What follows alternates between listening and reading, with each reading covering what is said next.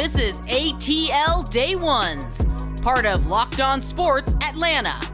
And it starts now.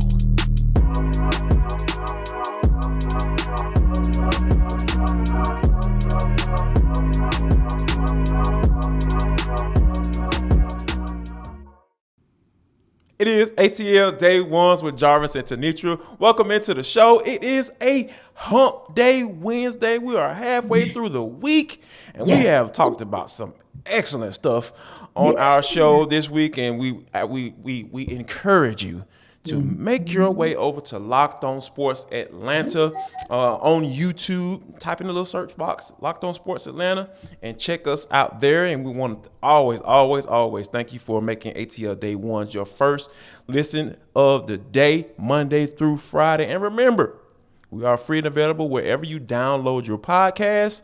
And one last request, we will ask you this, and we will keep asking you this.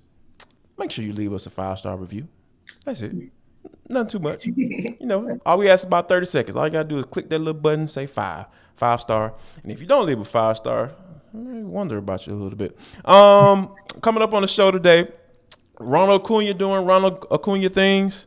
And who will make that sophomore leap or the sophomore jump for the Atlanta Falcons? And in For the Culture, this is just one more reason why the barbershop is just so great. Yes. Before we get into all that, we got to start off with the Atlanta Braves last night getting a win, 3-0. If I can use a soccer term there. I know, that's what I think. Marcell Ozuna hits a home run in the 8th inning.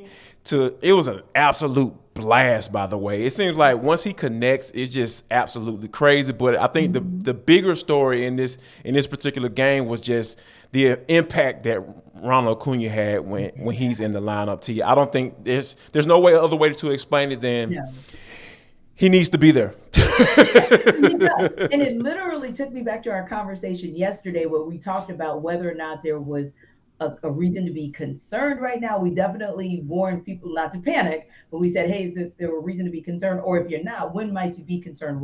Is it a date? Is it a number of games? Is it a player? And we both kind of thought about Ronald Acuna Jr. and saying, hey, that's one of those individuals that would make you pause on panicking. Because when he returns, if you see in him what you saw in the 11 games he's given the Braves thus far this season, then bet it's awesome.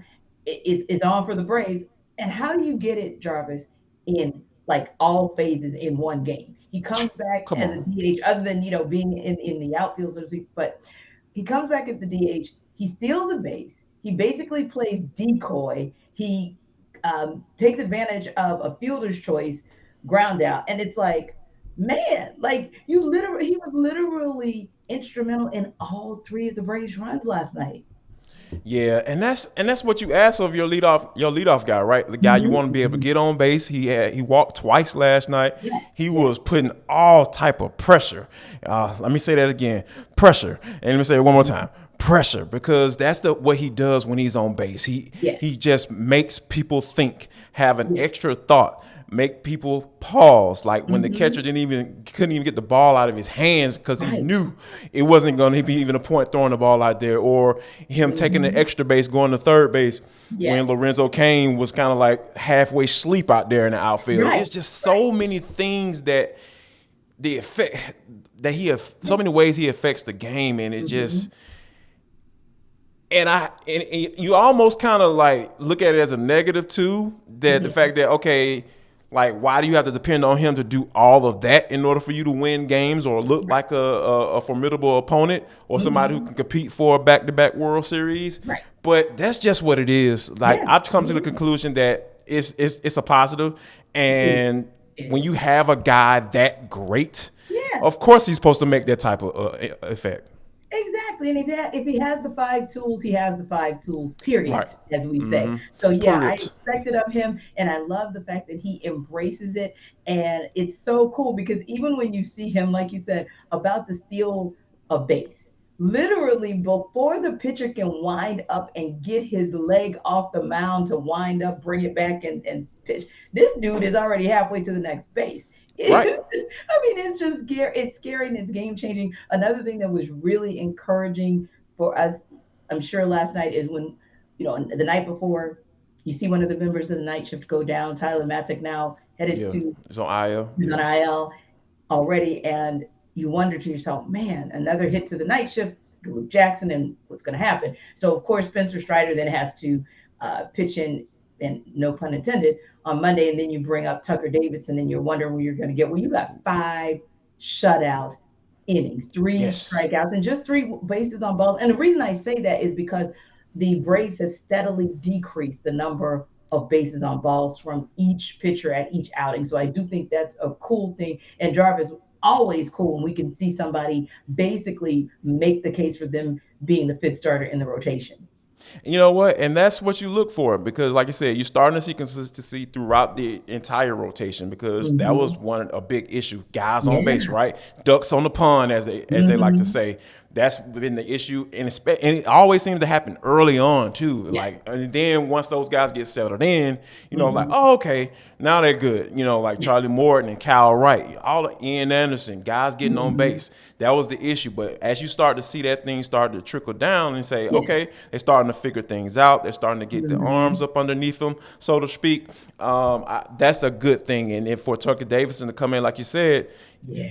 man, there was a reason why he was down there. He was on that bus down to Yes. AAA. So to bring him back and have 5 shutout innings, I Mm-hmm. think that he should be making the case to be that fifth guy in the rotation. And I think that when you have all those things coming into place, where you tied up the Mm-hmm. series, and now you're in this afternoon, you're going to be able to go for it to get a series win because that's what Yeah. it's all about, Yeah. winning series. You don't have to win Mm-hmm. all the games, just Right. win the series. And Yeah. at the end of the day, with Max Fried on the mound, I Mm-hmm. like those chances. All right, The chances. now. And Travis, if I could just say one more thing before, because I know we Mm-hmm. got to go on to our next thing. But Uh-huh. because we called it out in the negative, we also give flowers when flowers are due. And it was an uncharacteristic game one on defense for the Braves. And what did they do, Jarvis, last night? But make us smile, especially in that 8th inning when Austin Riley saved the day when those Yes. bases were loaded. So look, Woo. on ATL day ones, we will drag you when you need to be dragged, but we'll give you flowers when you deserve those too.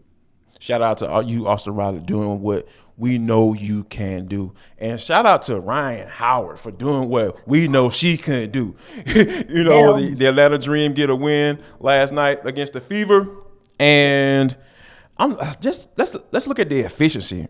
19 points in 25 minutes. yes. 70% from 70% field goal percentage and 60% from 3. Yes. Ooh, T. We might have one on our hands. Yeah. When I Yeah. mean, you know what I mean when I say that. We Oh, might yeah. have Oh, one.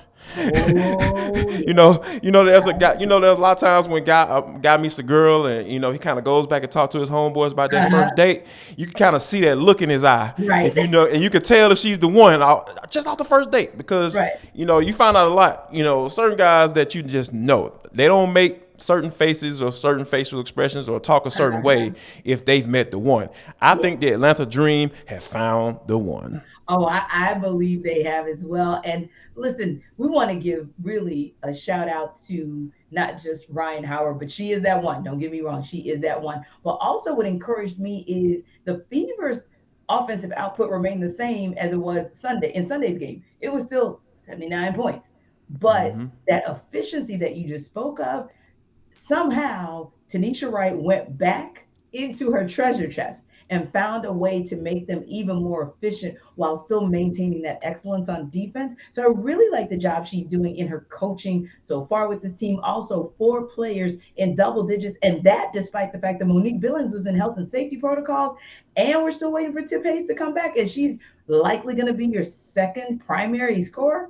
Man, oh man, these ladies they are in position. They understand the assignment for an awesome showdown that's going to come Friday night against the Mystics. Both of these teams are atop the Eastern Conference standing. So yeah, keep doing it down there on the South Side. And the other thing that it made me think of was this. I love the fact that we on this show give so much attention and so much energy to the dream. That's because we want to always normalize talking about sports from an equity perspective. So when we talk about our men in sports here in the Atlanta metro area. We're going to come right back and talk about our women. And then that made us think, Jarvis, about just normalizing women in sports overall with some other news we got today, right? What others should be normalized when you're talking about U.S. men's and women's national Mm, soccer team. They yeah. will be receiving the same pay and prize money, including World Cup stuff. Mhm. And we all know how lucrative those deals and sponsorships can be. And it's basically going to pool all the money together and everybody gonna get their even split. And the thing that really just stood out to me, for, Mhm. Tenitra, is just what make me think that this is something that is just much bigger than what is being made out to be. It's one Yeah, of two countries that's doing this. One exactly. of two in the world that have equal pay for the men's and women's soccer team. Mhm. This is amazing. Absolutely Yeah. amazing. This is And historic. And I Let me have go to, that far. Yeah, I'll take it that right. far. Oh, no, no, no, you are right. This is history in the making. And I have to give guys like you a lot of credit because where this comes from is when there's also advocacy from our peers, right? So I think back to the late, great Kobe Bryant and how he was Yes. lobbying with the First name popped in my WNBA. head too.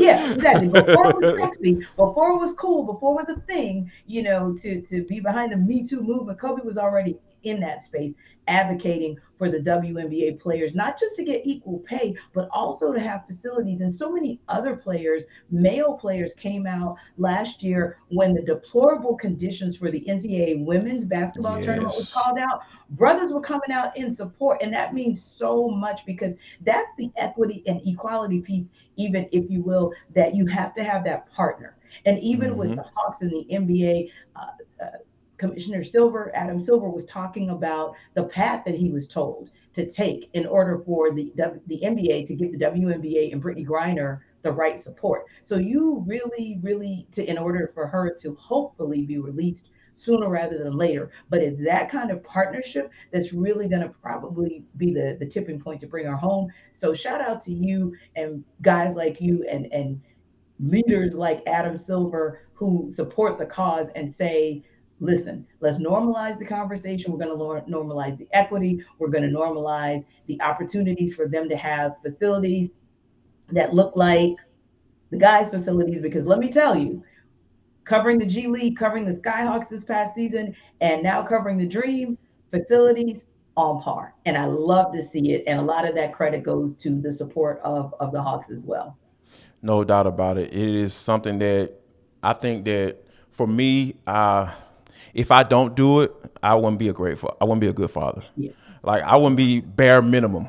Because you Mhm. know what I'm saying, raising two daughters that I know at least one of them I know for a fact is going to be playing sports, and that's not just me pushing it on them, but I know that is something that she would be interested in as she coming up, Mhm. and then I want to be able to have for her to be able to experience Yeah. equity, experience what other professionals are experiencing on Mhm. that level. So that's what we do here. That's what we're Yeah. going to continue to do, and hey.